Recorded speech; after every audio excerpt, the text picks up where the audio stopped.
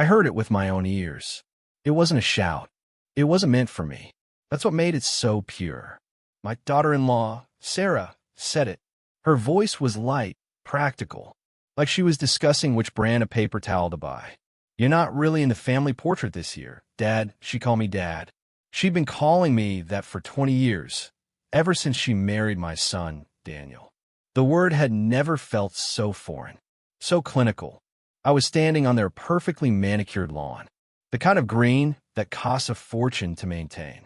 It smelled of fertilizer and something vaguely floral that probably came from a spray bottle.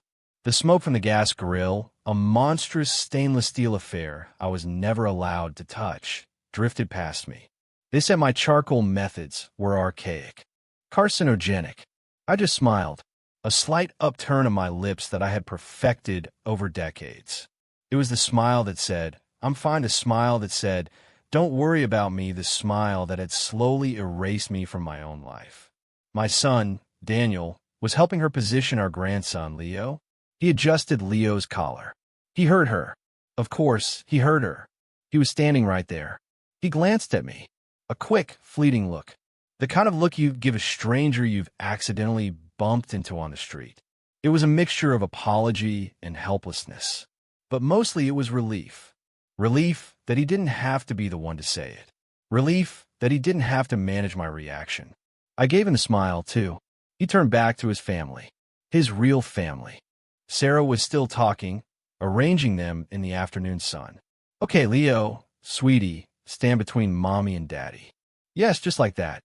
A little closer, Dan. This is for the Christmas card. We want it to be perfect, perfect. A tight, self-contained unit of 3.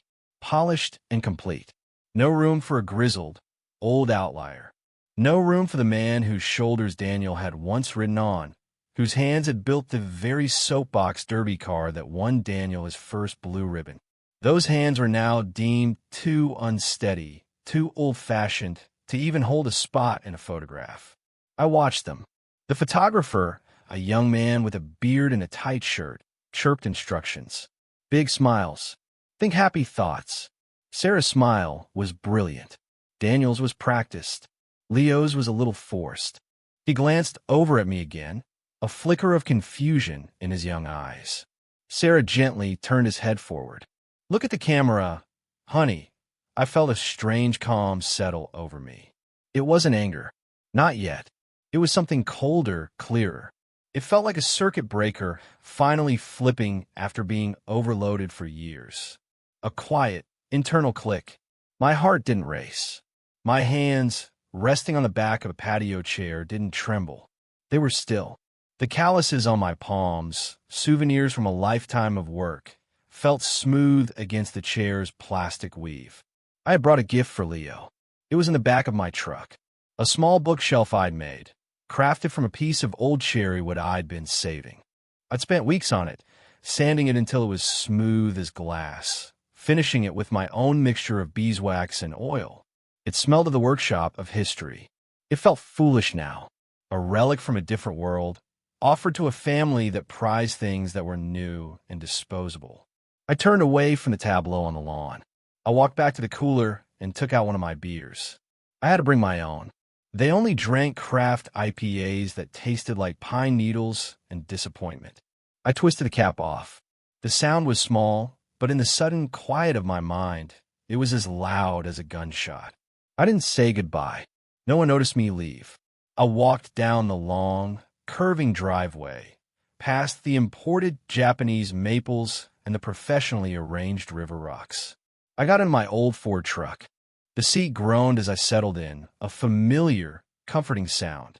The cab smelled of leather, coffee, and a faint hint of sawdust. It smelled like me. I put the key in the ignition and started the engine. It rumbled to life, a low, steady heartbeat.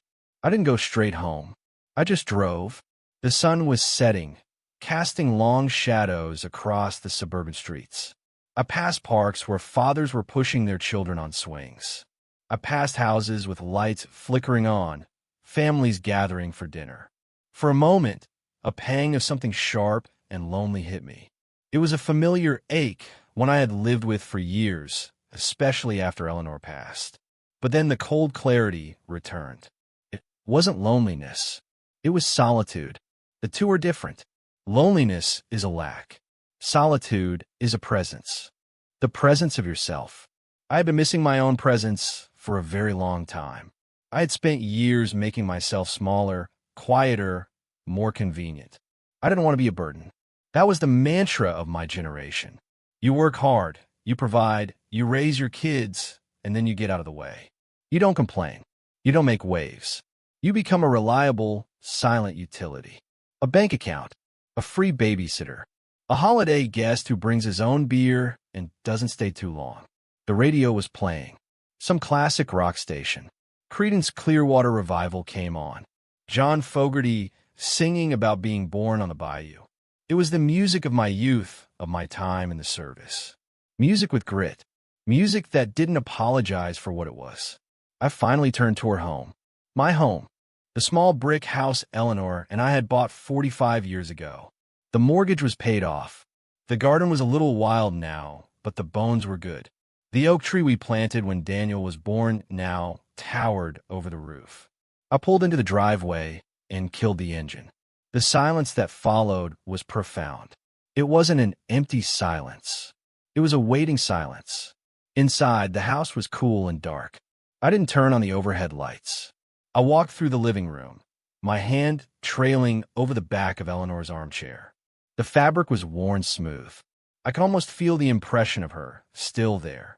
I went into the kitchen. My kitchen. The countertops were laminate, chipped in a few places. The coffee machine was an old percolator, not some sleek pod-based contraption. I opened a canister of coffee beans. The smell was rich and dark. It was the smell of every morning for the last 50 years. I scooped the beans into the grinder. The loud, whirring noise filled the quiet house.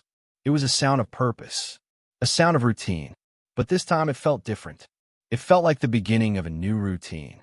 While the coffee brewed, its comforting aroma filling the air, I sat down at the small kitchen table. I looked at the wall where the phone hung, the old landline. I thought of the voicemails I would get. First confusion, then annoyance, then manufactured concern. I thought about the word Sarah had used. Dad. It wasn't a term of endearment. It was a label, a category, like neighbor or mailman. A functional designation for the old man whose genetic material contributed to the existence of her husband. The coffee was ready. It gurgled its final percolation. I poured a cup. Black. No sugar. I took a sip. It was hot, strong, and bitter.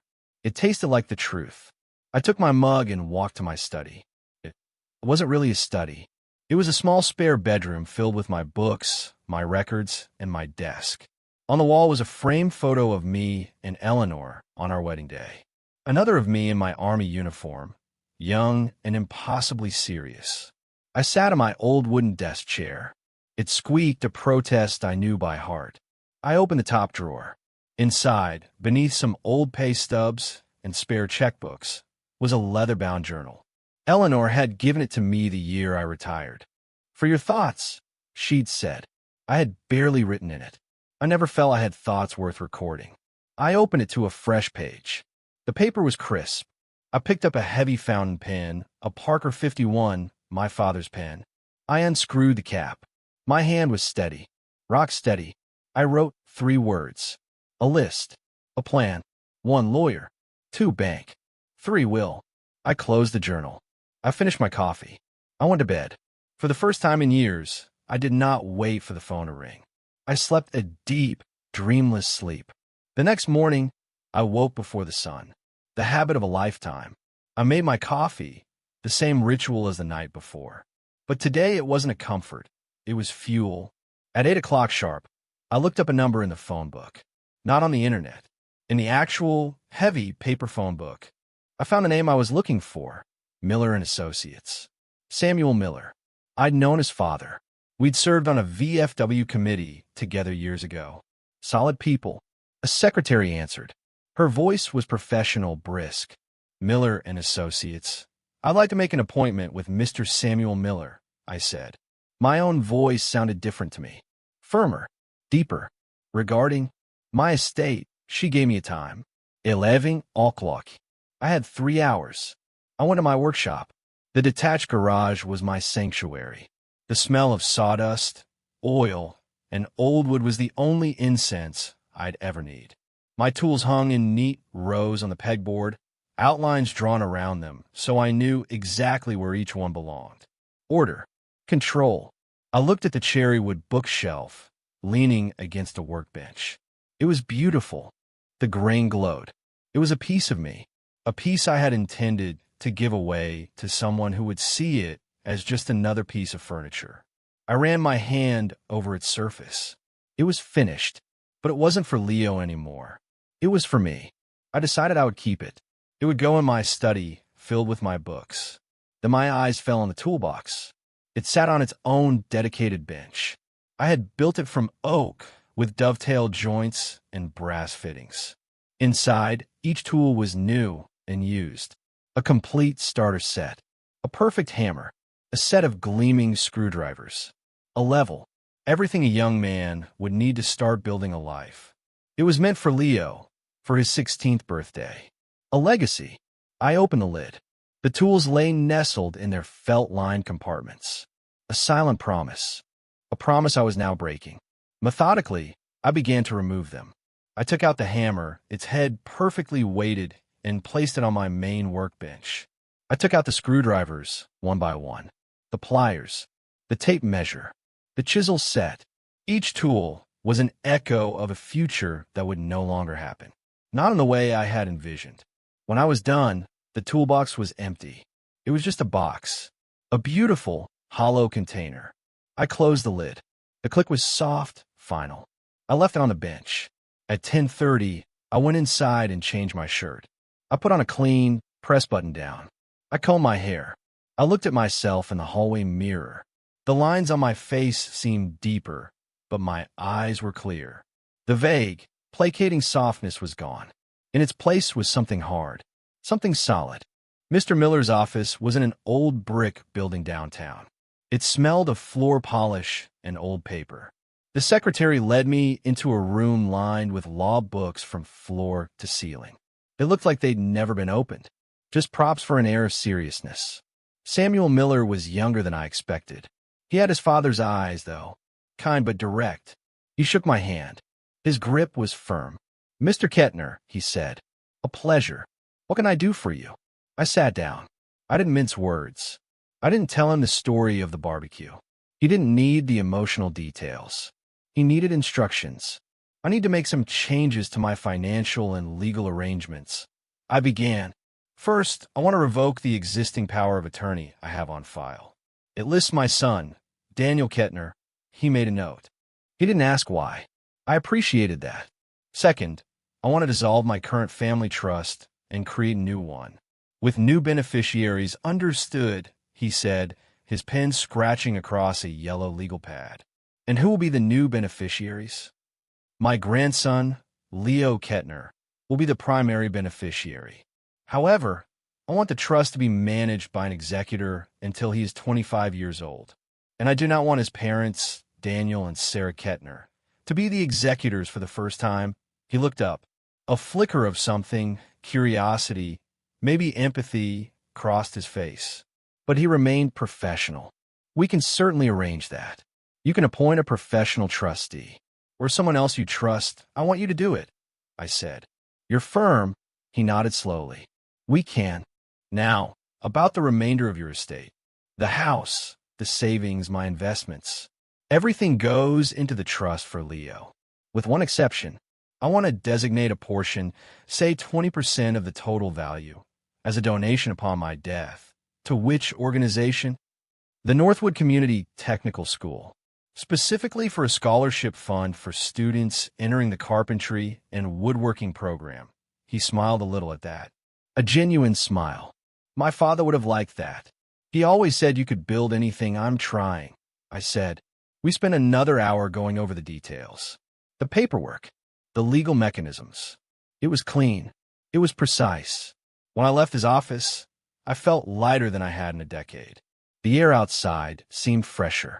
The sun brighter. My next stop was the bank. The downtown branch of the local credit union. I had been a member since I got my first job at the mill. I knew the branch manager, Maria.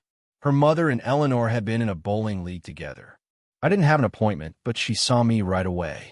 We sat in her small glass office. "Arthur, so good to see you. What brings you in? Trouble with the online banking again?" She smiled warmly. "Something like that," I said.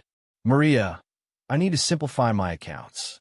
I want to close the joint checking and savings I have and open new accounts solely in my name." Her smile faltered for a second. She knew whose name was on those accounts. She recovered quickly. "Of course. Is everything all right?" "Everything is becoming all right," I said. "I'm just getting my house in order." It was a phrase people her age probably associated with end-of-life planning. But for me, it felt like the opposite. It felt like beginning of life planning. The beginning of my own life on my own terms. She handled it with quiet efficiency. There were forms to sign. My signature, which had felt shaky and uncertain for years, was now firm. A strong, confident script. I watched as she typed in her computer, and with a few keystrokes, Daniel and Sarah were financially severed from me. She handed me a new debit card. It was crisp and blue. "Your new checks will be mailed to your home address," she said. "Thank you, Maria. You take care of yourself, Arthur," she said, her voice soft. It was the first time anyone had said that to me in a long time and meant it. I went home. The house was quiet. I walked to the mantelpiece. There were several framed photos. Me and Eleanor. Leo's first school picture. And the big family portrait from a few years ago. All of us, smiling. A happy family. A lie. I picked up the photo of Daniel, Sarah, and Leo. It was a professional shot from a few Christmases back. They looked so happy. So complete. I had taken the picture. I didn't smash it. I didn't throw it away. I simply laid it face down on the mantel. A quiet refusal. A silent correction. That evening, I called a locksmith. A young man came, his truck full of modern equipment. "Help you, sir. I need all the locks changed," I said. "Front door, back door, workshop. Lost your keys?" he asked, pulling out his tools. "No," I said. Just making a fresh start. He worked quickly. I watched him dismantle the old locks. The ones Daniel and Sarah had keys to. The ones they used to let themselves in, often without knocking. They called it convenient. I had started to see it as an invasion. He handed me a set of new keys. They were shiny and sharp. They felt unfamiliar in my hand. "All set," he said. I paid him, and he left. I stood at my front door. I put the new key in the lock. It slid in cleanly. I turned it. The bolt shot home with a solid, satisfying thud. A sound of security. A sound of sovereignty. I was in my house, and the rest of the world was out. For the first time, it felt like my decision. The first week was silent. A deep, nourishing silence. I worked in my shop. I started building the bookshelf for my study. The scent of fresh-cut cherry wood was therapeutic. The precision of the measurements, the careful joinery, it all focused my mind. I ate my meals at the kitchen table. I read the newspaper. I listened to baseball games on the radio. The rhythms of my life began to return, but this time they were for me alone. They were not fillers in the spaces between family obligations. I wasn't waiting for a call. I wasn't waiting for an invitation to a barbecue. I was just living. The first text message arrived 10 days after the photo incident. It was from Daniel. My phone buzzed on the kitchen counter. I picked it up and read the words on the small screen. "Hey, Dad, haven't heard from you. Everything okay? Everything okay?"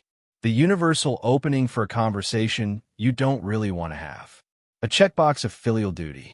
I looked at the message. I felt nothing. No anger. No sadness. Just a profound sense of distance. I held my thumb over the screen. I deleted it. Not replied. Deleted. The message vanished. It was a small act, but it felt powerful. 2 days later, my phone rang. The screen displayed Daniel's name. I watched it vibrate, the buzzing sound an irritant in the quiet of my workshop. I let it go to voicemail. A few minutes later, the notification for a new message appeared. I waited until I was back in the house, a cup of coffee in my hand. I sat down and played it. "Dad, it's me. Listen, Sarah's trying to pay that supplemental insurance bill for you, the one we handle from the joint account, and the payment was declined. The account seems to be gone. Did you change something? Call me back. This is a mess. My decision to control my own money was a mess for them. I listened to the message again. The tone was one of pure annoyance. The concern wasn't for me. It was for the disruption to their system, the system they had built to manage me. I deleted the voicemail. The next day, the calls came more frequently. One from Daniel, then one from Sarah. I ignored them all. I was sanding the edge of a shelf, and the hum of the sander was a far more pleasant sound. They started leaving more messages on the landline. I couldn't easily delete those. I had to listen to them. They became a sort of catalog of my family's incomprehension. Daniel, Dad, seriously, what is going on? Are you getting my messages? Your cell phone just rings and rings. Pick up the phone, Sarah. Arthur, this is Sarah. We're getting a little worried. Is this about the barbecue? If you're upset about something, you need to tell us. This silent treatment is very childish. I was 72 years old. I had fought in a war. I had buried my wife. I had raised her husband. And my quiet decision to reclaim my own life was childish. I didn't block their numbers. Not yet. Listening to those messages was clarifying. Each one was a small brick, reinforcing the wall I was building. They weren't asking if I was hurt. They were accusing me of hurting them with my silence. They saw my absence only in terms of their inconvenience. The climax came on a Saturday morning. I was in the garden, pulling weeds. It was peaceful work. The sun was warm on my back. I heard a car pull up. Daniel's sleek, gray sedan. I didn't stop what I was doing. I kept pulling weeds, placing them in the bucket beside me. I heard car doors shut. I heard their footsteps on the driveway, then on the grass. Dad, Daniel's voice. Tense. I finished with the weed I was pulling and slowly got to my feet, wiping my dirt-covered hands on my old jeans. I turned to face them. They stood there, on the edge of my lawn, looking like they'd landed on a foreign planet. Sarah had her arms crossed. Daniel held a phone in his hand like a weapon. We've been calling for days, Daniel started, his voice tight with frustration. We were worried sick, worried I might have died and disrupted their weekend plans, I thought. We drove all the way over here, Sarah added, as if the 40-minute drive was an epic journey undertaken on my behalf. And our key doesn't work. You changed the locks. The accusation hung in the air. Yes, I said. My voice was calm. What? Daniel demanded. What is this all about? The bank, the phone calls, now the locks. Is this some kind of game? It's not a game, I said, looking from him to his wife. It's a decision about what? Sarah cut in, her voice sharp. A decision to punish us? Look, Arthur, I am sorry if what I said about the picture hurt your feelings. It was just for a Christmas card.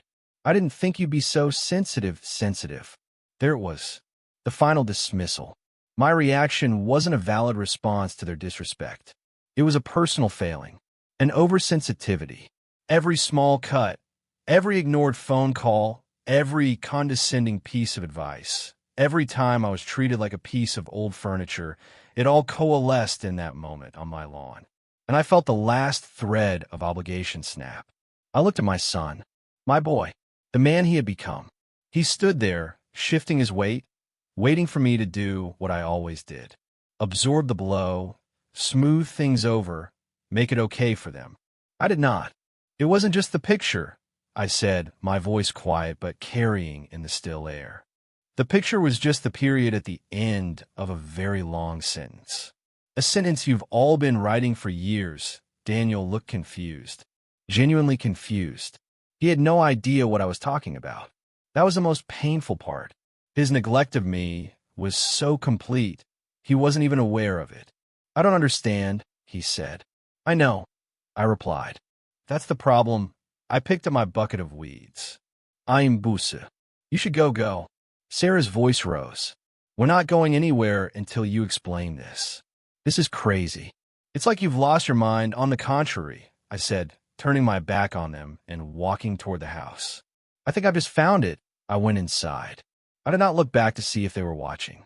I closed the door and slid the new, solid bolt into place. I stood there for a moment, listening. I heard their muffled, angry voices, then a car door slamming, then the sound of an engine revving and tires squealing away. The silence that returned was the most peaceful sound I had ever heard. Life settled into a new pattern. Acquiesce, monastique existence. I finished the cherrywood bookshelf and installed it in my study. I filled it with my favorite books, histories, westerns, old technical manuals. Seeing it there, solid and beautiful, filled me with a satisfaction I hadn't felt in years. I had built something for myself. I started going to the old diner downtown for breakfast a few times a week. The corner booth, it had been there forever. The waitresses knew my order. 2 eggs over easy, bacon, rye toast, and black coffee. One morning, a man slid into the booth opposite me. It was Frank from my VFW post. We hadn't seen much of each other since his wife got sick. Arthur Kettner, he said, his voice a low, gravelly rumble. Thought that was you. Hiding out in here. Just getting some breakfast. Frank, haven't seen you at the post lately, he said, flagging down a waitress for coffee. Everything all right?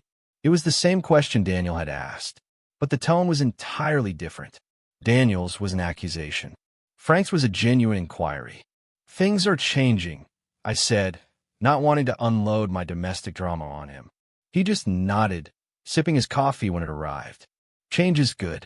Keeps the blood moving. We didn't talk about families.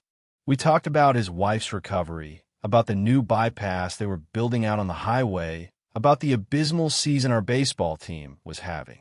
It was easy, uncomplicated, companionship without expectation. We started meeting for breakfast every Tuesday. Sometimes another guy from the post, Charlie, would join us. We'd sit there for an hour, solving the world's problems over burnt coffee and greasy bacon. It was good. It felt real. One Saturday afternoon, there was a hesitant knock on my newly locked door. It wasn't the angry pounding of Daniel and Sarah. It was light, uncertain. I looked through the peephole. My grandson, Leo, stood on the porch. He was alone. He looked nervous, shifting his weight from foot to foot. I opened the door. "Grandpa," he said. He looked older than he had at the barbecue. There were shadows under his eyes. "Leo," I said, "what are you doing here?" "I took the bus," he said, gesturing vaguely down the street. "Mom and Dad are freaking out. They keep talking to Grandma's sister on the phone." Using words like intervention and competency, I stepped back and held the door open. "Come in." He walked into the living room, looking around as if seeing it for the first time. His eyes landed on the mantelpiece, on the empty space where his parents' photo used to be and the one that was turned face down. He didn't say anything about it. "Do you want a soda?" I asked. "Sure." I got him a cola from the fridge and a glass of water for myself. We sat in the living room, in the 2 armchairs, mine and Eleanor's. The silence stretched for a moment. "They think you've lost your mind," Leo said quietly, looking at his shoes. "They said you threw them out." "I didn't throw them out," I said. "I just closed the door." "Why?" he asked. His voice was small, not accusatory, just curious. A child trying to understand the baffling world of adults. I looked at his face. He had Eleanor's eyes. Honest. I wasn't going to give him the long, sordid history of 1,000 tiny cuts. He didn't need that burden. Sometimes, I began slowly, people forget how to see each other, and you have to step away so they can remember. He was quiet for a long time, turning his soda can in his hands. Then he looked up at me. "I heard what Mom said at the barbecue about the picture." His voice was barely a whisper. "It was mean. I saw your face, and there it was. Validation. A witness. Someone else had seen it. Someone else had understood that it wasn't sensitivity. It was a simple, observable fact. It was mean. A knot I hadn't even realized I was carrying in my chest loosened. I felt my eyes prickle, just for a second. "Yeah," I said, my voice a little thick. "It was, I'm sorry, Grandpa. It's not your fault, son." He stayed for a few hours. I showed him the workshop. He saw the empty oak toolbox on the bench. He ran his hand over it. "This is beautiful," he said. "I built it for you," I told him. He looked from the box to me, a question in his eyes. "The tools are over here now," I said, gesturing to my main workbench. A toolbox is no good without tools. And tools are no good unless you know how to use them. I picked up a chisel and a block of pine. "Let me show you something. Let me show you how to find a true edge." We spent the next hour at the sharpening stone.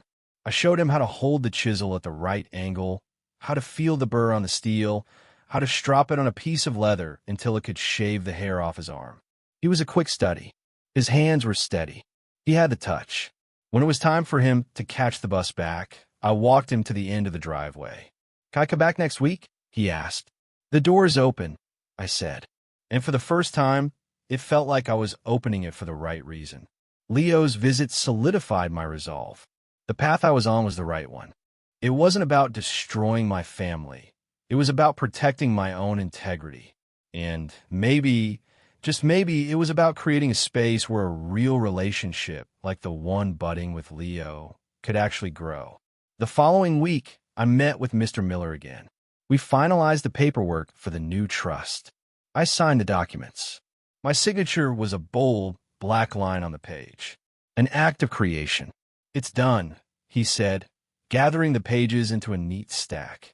"The old trust is revoked. The new one is legally binding." He was now the executor of my estate. My assets were directed. My wishes were codified in arcane legal language that somehow felt more honest than any conversation I'd had with my son in years. I decided on the next step. The house. It was too big. It was full of ghosts and memories, and not all of them were good. It was a monument to a life that no longer existed. Maintaining it was a chore. The lawn, the gutters, the sheer space of it all. It was a weight. I called a real estate agent, a nice woman who talked about staging and curb appeal. I just nodded. I told her I wanted to sell it as is. The for sale sign on the front lawn was a declaration. It was visible to the whole neighborhood. It was visible to anyone who might drive by. It took less than a week for the explosion to happen. They didn't knock this time. They pounded. A frantic, furious banging that rattled the whole door frame. I was in the kitchen, reading the paper. I calmly folded it, set it on the table, and walked to the door. I looked through the peephole. Daniel and Sarah. Their faces were red, contorted with rage. I took a deep breath. I opened the door. "A for sale sign?" Daniel yelled, his voice cracking. He was holding a crumpled piece of mail in his hand. "You're selling the house?" "Our home. It's my home," I said quietly. "And yes, I'm selling it without telling us, without consulting us." Sarah screeched. "This is where Daniel grew up. This is Leo's heritage." "Leo's heritage is not a building," I said. "And my property is not a family committee decision." Daniel shoved the letter at me. It was from Mr. Miller's office. A formal notification of the revocation of the old trust. The legal language probably confused and terrified him. It was the official confirmation that his key to my life had been taken away. "And this," he demanded. "You cut us out? Your own son? What have we ever done to deserve this?" The question was so breathtaking in its lack of self-awareness that I almost laughed. It wasn't a dry, wry chuckle.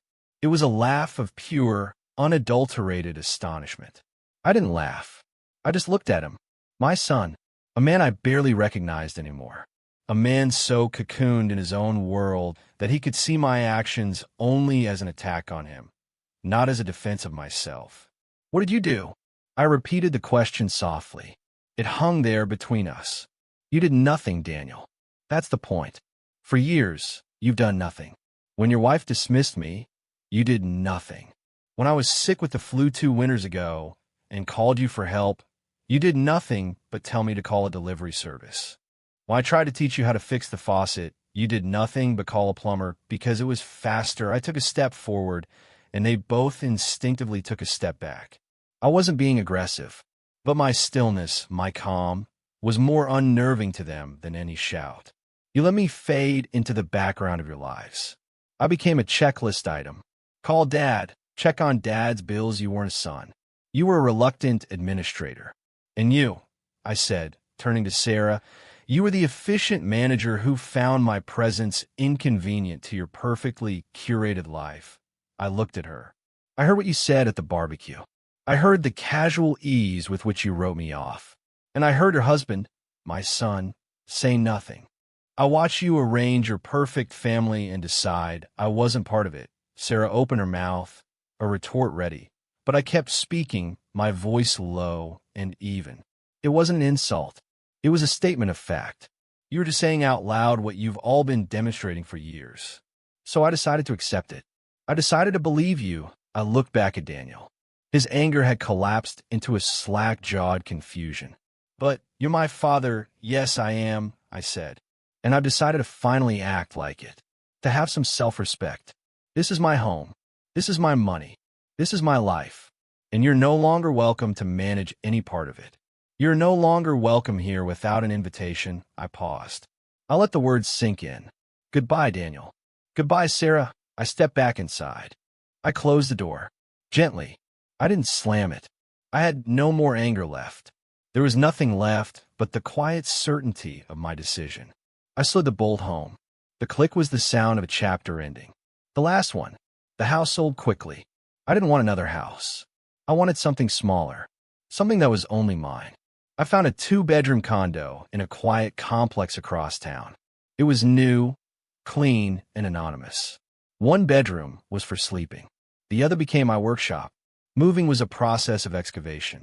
I went through 45 years of life, packed into closets and drawers in the attic. I found Eleanor's wedding dress, carefully preserved in a box. I found Leo's first clay handprint from kindergarten. I found my old Army medals.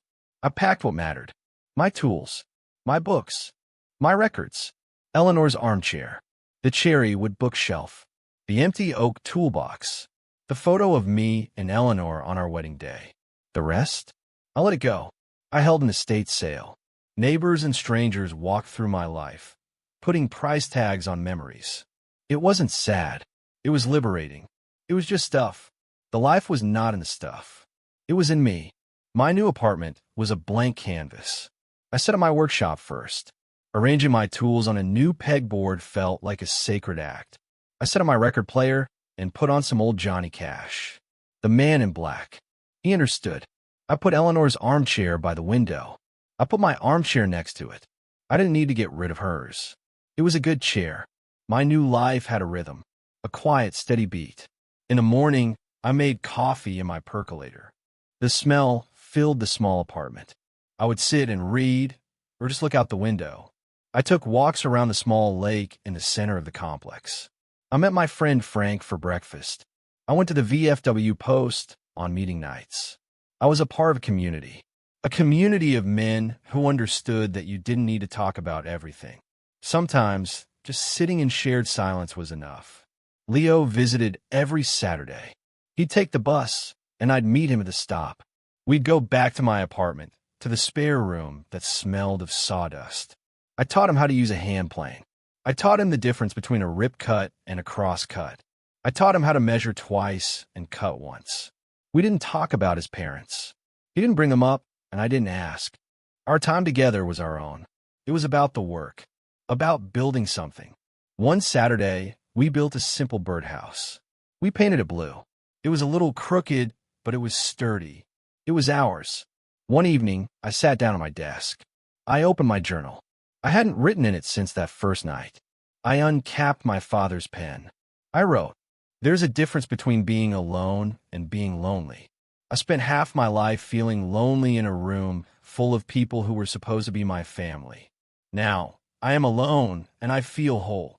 They thought my silence was a punishment, but it wasn't. Silence is not an absence of words. It is a presence of peace. It's the space you need to finally hear your own voice. I'm no longer waiting. Not for a phone call, not for an invitation, not for permission to exist. My life is not a waiting room anymore. It's a workshop, and I am busy. I closed the book. I felt a profound sense of calm. It wasn't happiness, not the loud, bright kind you see in advertisements. It was something better. It was peace. A quiet, dignified, steady peace. I was the master of my own small kingdom. Population, 1. And it was enough. A month after I moved, a letter arrived. It was addressed in Daniel's familiar, messy script. I recognized it immediately. I didn't open it. I placed it on the kitchen counter next to the small pot of herbs Leo and I were trying to grow. I left it there for 3 days. Every time I walked by, I saw it. It wasn't a threat. It wasn't a temptation. It was just a fact. An object. A piece of paper in an envelope. On the 4th day, I picked it up. I made my morning coffee. I sat in my armchair. I opened it with my thumb, tearing the envelope carefully. It was 3 pages long. A long, rambling, clumsy letter. It was full of justifications and excuses at first. The stress of work. The demands of family life. The difficulty of managing everything. But then, in the middle of the 2nd page, the tone shifted. He wrote about a memory. He was 8 years old, and he had tried to build a model airplane. He had glued his fingers together and gotten frustrated and thrown it against the wall. He wrote that I had come into his room, sat down on the floor with him, and patiently, for 3 hours, helped him unstick his fingers and rebuild the plane. He wrote, "I don't know when I forgot that you were that man." He apologized, not for the picture, not for the money. He apologized for forgetting, for not seeing me. It was the first honest thing he had said to me in 15 years. He didn't ask for anything. He didn't ask to be put back in the will. He didn't ask for a key to my new apartment. He just ended the letter with, "I hope you are okay. I am sorry. Your son, Daniel." I read the letter twice. I folded it carefully and put it in the drawer of my desk beside the journal. I did not reply. Not yet. An apology is not an eraser. It cannot undo the years of quiet neglect. It is just a beginning, a potential first step on a new road.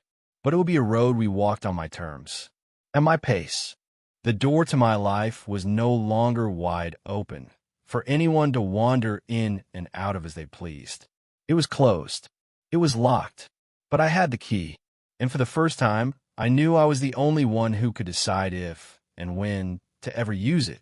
The choice was mine, and that was everything.